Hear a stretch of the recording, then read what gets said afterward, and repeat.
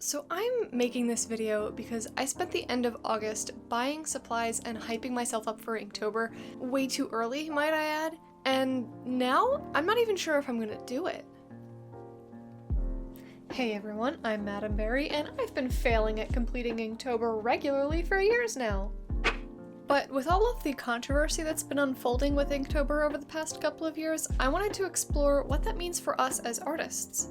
Back in 2009, when Jake Parker created Inktober as a drawing challenge, it was a simple hashtag with a simple goal: to draw each day with ink for a month. That was it. There was no competition, there were no stakes really, there was no drama. Now, caveat, I do want to say that as an artist who relies on her social media presence to draw awareness to her art and thus help pay my bills and, fund my business, there is an amount of pressure to use Inktober and utilize and capitalize on the attention that the hashtag gets to bring eyes to my artwork. And there's an amount of anxiety around feeling that pressure to post every single day. So there's that. But as the years went on, a few things changed. And I don't really know if it's a can of worms that I want to open, or if it's even my place especially to do so, but f it. Skip ahead if you already know what's been going on or if you just don't care about the drama. But for the uninitiated, here we go. So things started to get dicey when the Inktober community, and by community here I really just mean the bunch of people who use the hashtag and participate in the event. It's a broad definition, I know, but that's what I'm rolling with. Whenever the Inktober community started infighting about what the correct way to do Inktober was and started creating all this drama around what the correct interpretation of the rules were. This came to a head whenever people started fighting about whether digital inking was a legitimate way to participate in Inktober, and Jake Parker chimed in to say, "It goes against the spirit, and you'll be missing out on the full experience," or whatever the f. I get it. The thing that sets inking apart is that it's permanent. You make a mark and you have to deal with the repercussions of that mark, whether or not that mark was made intentionally or not. And digital inking has the possibility to totally reverse that.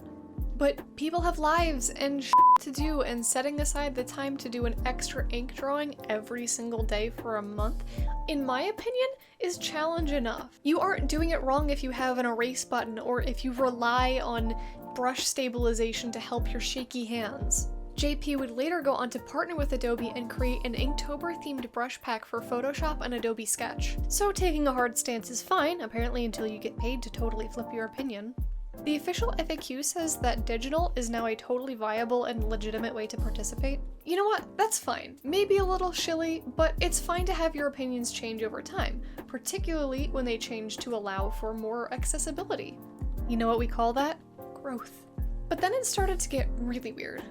In 2019, artists who had made Inktober-themed zines, sketchbooks, or art books out of their work from the challenge started to receive cease and desists, seemingly from JP's lawyers.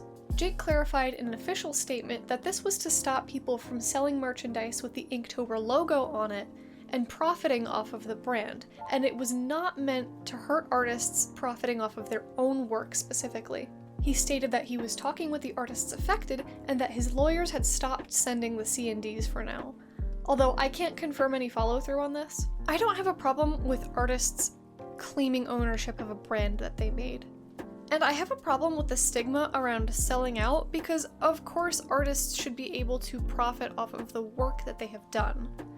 I want to emphasize this here because I think it's important. You're allowed to want more for yourself than the starving artist trope. You're allowed to make your art and your brand a commercial product, and the stigma around that sucks. What I do have a problem with, however, is building up this community for 10 years and letting it get so big and then suddenly trying to scoop up all of the vestiges of your ownership back. I think the Inktober community was getting more and more wary at this point, but I was willing to give JP the benefit of the doubt, albeit tentatively. And then the plagiarism allegations happened. I say allegations here because nothing has been proven, and what I'm about to say can be simply because the allegedly plagiarized book is inherently similar due to its subject matter being basic information on a narrow subject. Just this past August, artist and instructor Alfonso Dunn uploaded a video called "Jake Parker Plagiarized My Book." To summarize, it turns out the reason that Jake Parker had trademarked Inktober and had started to send cease and desists was because he was preparing to publish his own Inktober-themed How to Draw with Ink book. In Alfonso's video, he showcased the many stark similarities between JP's upcoming book and his own book, Pen and Ink Drawing: A Simple Guide, which came out in 2015. It was easy to dismiss many of the similarities as just being basic art fundamentals. If you've taken any art class at all, I'm sure you've heard enough about form and contour and local value and lighting and shadow to recite all of it in your sleep.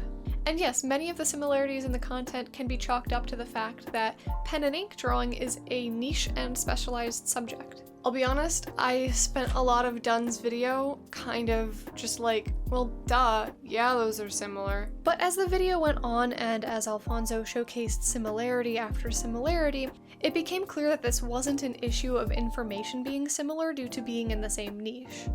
There was one example in particular that really caught me, where both books contained almost the exact same illustration of 3 examples of lighting on different kinds of cubes. The specificity of those examples in that order, with that layout, and in that proximity was so much more than just coincidence or niche. It became hard to deny that there wasn't at least some recycling of information and presentation happening.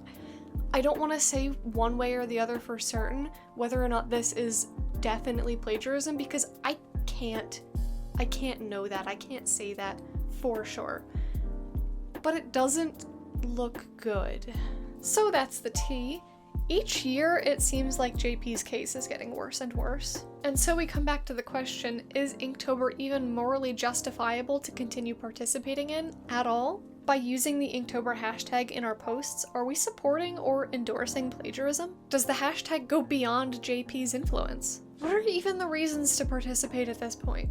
On one hand, the only reason that JP has been able to leverage and utilize the Inktober brand as much as he has been is because it has such a high audience and a large community. Continuing to use the hashtag gives that more momentum. On the other hand, we made the community. Do we, or can we even, shun all of JP's products and sponsorships while continuing to use the hashtag and reclaim it as our own? Or on the third hand, what of the people demanding that you cancel Inktober to the point of aggression towards the people who are still planning on participating? I'm not here for that. There's a whole other video's worth of that I could go on about relating to cancel culture and modern social media's propensity to destroy the livelihoods of people they dislike, but that's just gonna make me sad and angry, so we'll leave it at that. I'm gonna be transparent with you and say that this is the second time that I've filmed this video, because as I was reviewing the footage, I found that I was getting caught up in the mob of cancel culture myself, and I don't want that for this video, I don't want that for this channel, I don't want that for myself. And like I mentioned earlier, many artists rely on the awareness and exposure that the Inktober hashtag gets them every year. By expecting artists to ditch the hashtag and event, we're also asking them to give up an important source of awareness and income. Yes, there are other challenges, but Inktober is probably the most well-known of all of them. Some people derive genuine joy and a sense of community from participating in Inktober. Hell, I was eagerly looking forward to participating myself, and I'm still unsure whether or not I want to give that up. In any case, I've already bought a bunch of papers and inks, and by God, I'm going to use them. So, whether or not you continue to participate in Inktober and use the hashtag is not for me to judge. It depends on your own personal feelings and if you can reconcile potentially adding to JP's influence, or if you can afford to give up the exposure that using the Inktober hashtag would get you as opposed to a different hashtag. This is something that I'll have to test for myself, whether my own visibility is significantly hampered by using a different hashtag. But if you don't want to participate in Inktober, there are plenty of other options, such as Drawtober, Arttober, Gouachetober by Justin Donaldson, Witchtober, OCtober for original characters, Kinktober if you feel like it, and more. I've also made my own 31-day prompt list, Cyberpunktober. This is the one that I'll be using. If you feel like participating using the Cyberpunktober prompts, I've left a PNG and plain text list in the description below. I've also left a link to Alfonso Dunn's inking book in the description too. Are you participating in Inktober or a different prompt list this year? Let me know in the comments. I've got Cyberpunktober videos coming out all through October, so make sure you're subscribed so you don't miss any of them.